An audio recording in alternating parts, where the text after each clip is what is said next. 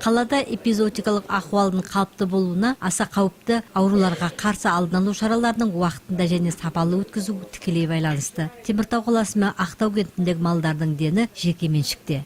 Для проведения противоэпизоотических мероприятий из местного бюджета выделено 3 миллиона 909 тысяч тенге. Эпизоотикалық шараларды өткізу мақсатында жергілікті бюджеттен 3 миллион 909 мың теңге қаржы бөлінген. Шараны өткізуге жоспарланған. Оның 10-ы алдын алу шарасы болса, 33-і диагностикалық шаралар. Наурыз-сәуір айларында бруцеллезге қарсы 800 бас мал тексерілді. Ауру мал анықталған жоқ.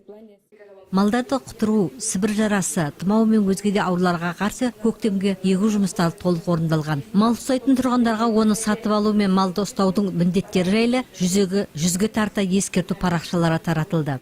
Идентификация сельхозживотных, система учета животных с включением сведений о поле, породе, массе, возрасте, владельце. Ауыл шаруашылығы жануарларын сәйкестендіруге малдардың түр-түсі, жасы, иесі жайлы барлық қажетті мәліметтер жүйесі. Оның барлығы арнайы базада сақталып, ветеринарлық құжат беріліп, құлақтарына таңба салынады. Ауыл шаруашылығы малдарына берілетін жемдердің қауіпсіз болуы да маңызды. Мамандар мал өнімдерін жеткізушілердің құжаттарын күнделікті тексеріп отырады. Сәуір айының аяғында осы мақсатта 50-ге тарта сараптаулар жасалған.